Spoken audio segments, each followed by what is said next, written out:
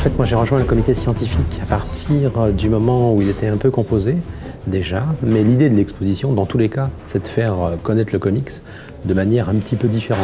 En ce moment, il y a beaucoup de films, il y a beaucoup de séries, il y a beaucoup de choses, et on ne connaît pas forcément les créateurs qui ont été à la base du comics, et surtout dans quel contexte ils ont été faits.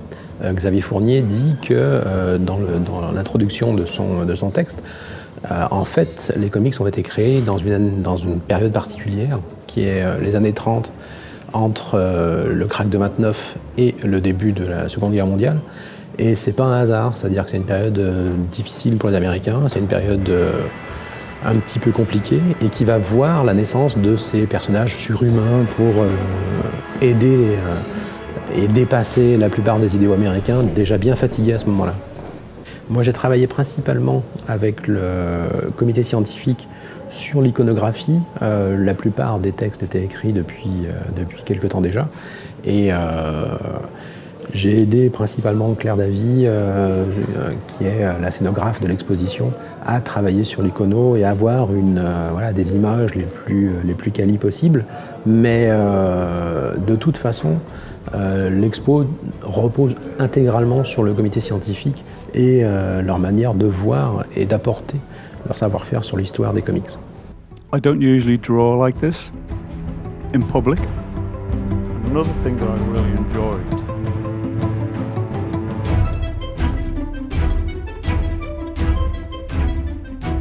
On est parti sur 3 thèmes principaux dans les comics, en l'occurrence la science dans les comics, les mœurs et l'évolution des sociétés, qui va jusqu'à la culture du corps, qui va aux relations entre les gens de même sexe, aussi entre le racisme. Donc tout ce chapitre-là est dans les valeurs. Et un 3e chapitre, le plus important de l'exposition en fait, celui sur la géopolitique, c'est-à-dire comment toute l'histoire américaine depuis la création des comics, depuis les années 30, mais même avant un petit peu, a été vue par le filtre des comics. Et le comité scientifique, qui a eu à charge de rédiger en fait ces textes, s'est vraiment attelé à être au plus près de ce qu'était la réalité américaine et la société américaine qui transparaît par les comics.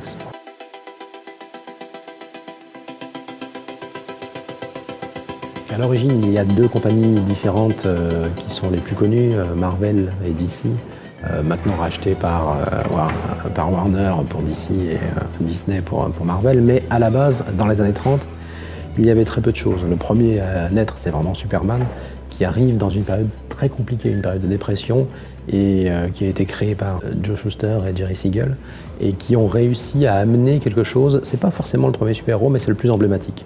Et à terme, ça va populariser un genre qui va non seulement représenter l'Amérique, mais dans ce qu'elle a de plus sombre parfois aussi.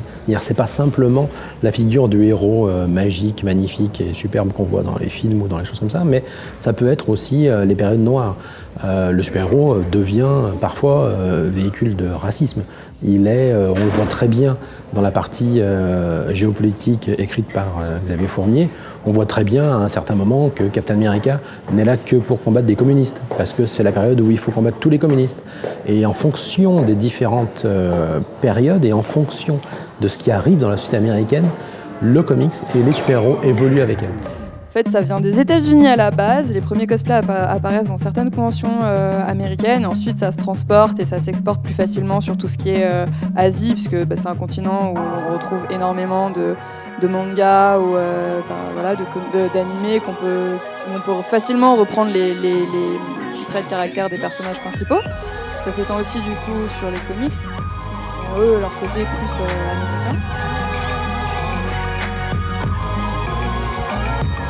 Derrière chaque personnage de comics, en fait, il y a toujours un créateur important. Sur celui de Wonder Woman, il y a William Morston, qui était un personnage féministe convaincu, qui avait une vie qu'il assumait là-dessus, qui vivait avec 2 femmes différentes et qui l'a aussi mis en avant quelque part chacune de ces 2 femmes dans ce personnage. Mais la plupart des gens étaient souvent soit des petits juifs new-yorkais, soit des immigrants qui sont venus aussi donner leur vision de l'Amérique par le biais de ces super-héros. À la base, quand même, c'est une industrie, donc c'est une industrie importante, c'est-à-dire que les super-héros ne représentaient qu'une certaine partie de l'industrie de la BD américaine. Beaucoup de gens ont éclos dans cette industrie. Il y a eu évidemment les plus connus, Stan Lee, qui ont amené dans les années 60 une nouvelle vision des super-héros, mais qui étaient là depuis bien longtemps. Et en fait, il y a eu d'autres gens, Jack Kirby qui était là aussi depuis les années 40, Steve Ditko, d'autres personnes, et chez DC, des gens tout aussi importants, Neil Adams, qui ont amené une vision un peu plus humaniste et sociale des super-héros. Et on va traverser au fur et à mesure de cette exposition à peu près toute l'histoire américaine par le biais de ces super-héros.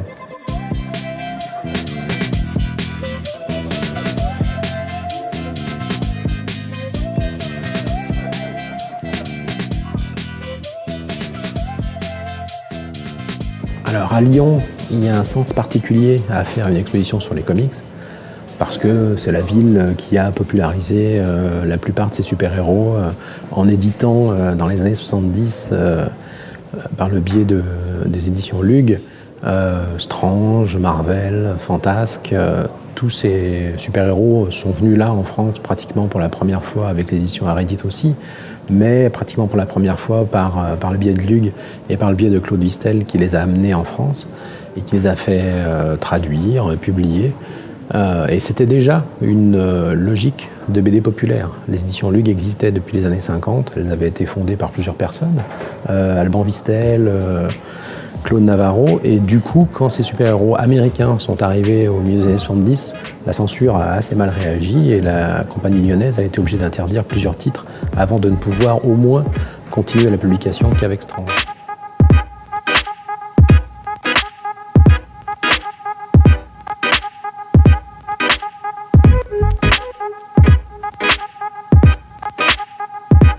Alors, il faut absolument venir voir cette expo pour une raison très particulière, c'est-à-dire que tous ces super-héros sont pratiquement maintenant connus de tous. Avant, moi quand j'étais enfant, j'allais chercher mon Strange chez les éditions Lug, on n'était pas très nombreux à lire ce type de BD. Maintenant, par les films, par les dessins animés, tout le monde connaît ces personnages. Par contre, on ne sait pas toujours comment ils ont été créés et surtout ce qu'ils ont représenté dans la société américaine. On pense peut-être un petit peu facilement qu'il s'agit juste d'archétypes et de personnages musclés qui viennent sauver le monde. En fait, on s'aperçoit qu'ils épousent exactement l'histoire américaine. Et si on vient à cette expo, on peut voir tout le travail qui a été fait pendant toutes ces années par tous ces créateurs qui viennent en fait mettre en lumière ce qu'est vraiment la BD américaine et donc la BD de super-héros aussi.